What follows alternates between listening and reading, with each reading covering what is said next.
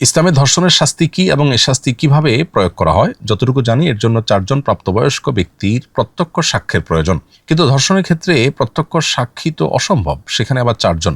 তাহলে এই বিধানটি ঠিক কিভাবে প্রয়োগ হবে? বিস্তারিতভাবে ব্যাখ্যা করবেন প্লিজ।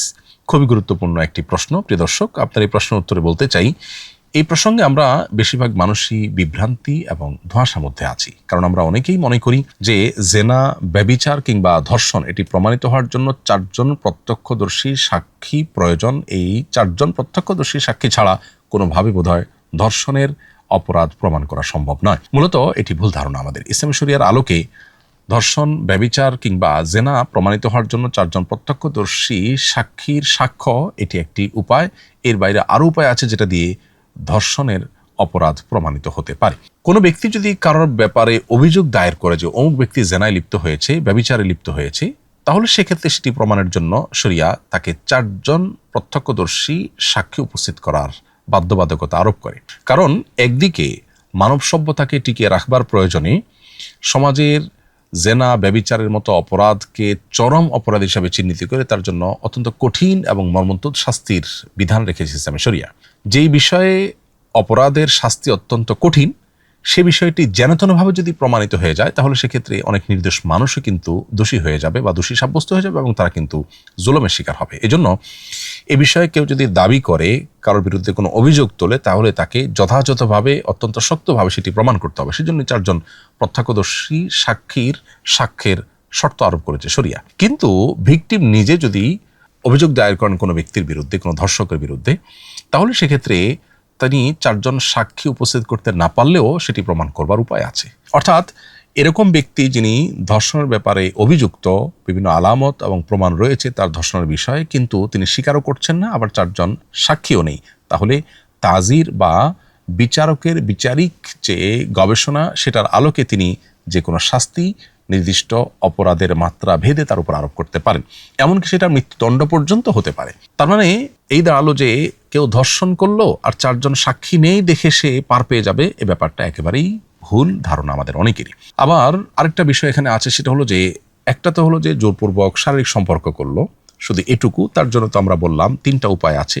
4 জন প্রত্যক্ষদর্শী সাক্ষীর সাক্ষ্য, অথবা অপরাধীর স্বীকারোক্তি, কিংবা বিভিন্ন এভিডেন্স থেকে সেটি প্রমাণিত হলে তার আলোকে বিচারক, ইসলামী শরিয়া আদালতের বিচারকের বিচার করার সুযোগ আছে, শাস্তি আরোপ করার সুযোগ আছে।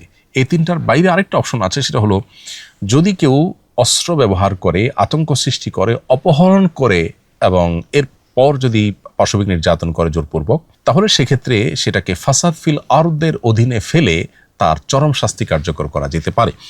সূরা মায়দা 33 নম্বর আয়াতে আল্লাহ তাআলা বলেছেন, ইন্নামা জাযাউল্লাযিনা ইউহারিবুনাল্লাহ ওয়া রাসূলাহু ওয়া ইয়াসআউনা ফিল আরদি ফাসাদা, অর্থাৎ যারা আল্লাহ এবং তার রাসূলের বিরুদ্ধে বিদ্রোহ করবে এবং যারা পৃথিবীতে ফাসাদ সৃষ্টি করবে, দাঙ্গা হাঙ্গামা সৃষ্টি করবে, ডাকাতি, রাহাজানি, খুন খারাপি, আপনার ছিনতাই, আতঙ্ক সৃষ্টি করা, এ জাতীয় অপরাধ যারা সংগঠন করবে, তাদের উপর আল্লাহ তাআলা 4টি শাস্তির কথা বলেছেন। অর্থাৎ অপরাধের মাত্রা ভেদে বিচারক তাদের শাস্তি নিরূপণ করবেন। একটি হলো তাদেরকে মৃত্যুদণ্ড দেওয়া হবে, আরেকটা হলো তাদেরকে শুলে চড়িয়ে মৃত্যুদণ্ড কার্যকর করা হবে, আরেকটা হলো তাদের ডান হাত বাম পাও কিংবা বাম হাত ডান পা কেটে ফেলা হবে শাস্তি স্বরূপ, আরেকটা হলো তাদেরকে দেশান্তর করে দেওয়া হবে, যাতে করে সেখানে তারা নির্জনে এবং কঠিন পরিবেশে তারা ধীরে ধীরে মৃত্যুর মুখে পতিত হয়।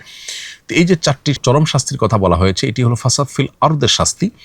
অতএব কোনো ব্যক্তি যদি কোনো নারীকে অপহরণ করে এবং তার প্রতি যদি পাশবিক নির্যাতন করে, অস্ত্রের মুখে জিম্মি করে, অপহরণ করে, হাঙ্গামা সৃষ্টি করে, আতঙ্ক সৃষ্টি করে, তাহলে সেটা ডাকাতির মামলার অধীনে পড়বে এবং তার জন্য 4 জন প্রত্যক্ষদর্শী সাক্ষ্যের প্রয়োজন নেই, বরং সেটা প্রমাণিত হলে সেই ব্যক্তিকে চরম শাস্তি দেয়া যাবে ইসলামী শরিয়ার আদালতের বিচারের আলোকে। অতএব এখান থেকে পরিষ্কার হয়ে গেল যে আমরা যারা মনে করি যে ইসলামের দৃষ্টিকোণ থেকে কোনো নারী ধর্ষিত হলে তার ধর্ষণ প্রমাণের জন্য 4 জন প্রত্যক্ষদর্শীর সাক্ষ্য ছাড়া সেটা প্রমাণ করা যাবে না, এটি ভুল ধারণা।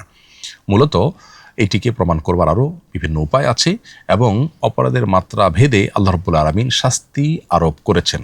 আল্লাহর দেওয়া শাস্তির বিধান কিয়ামত পর্যন্ত মানুষের জন্য প্রযোজ্য, যথাযথ মানবরচিত বিধান এবং বিচার ব্যবস্থা, এটা কোনোভাবেই আল্লাহর দেওয়া বিধান এবং বিচার ব্যবস্থার সাথে তুলনাযোগ্য হতে পারে না, সেটা আমাদের বুঝে আসুক কিংবা না আসুক। আস সুন্নাহ ফাউন্ডেশন, উম্মার স্বার্থে সুন্নাহর সাথে।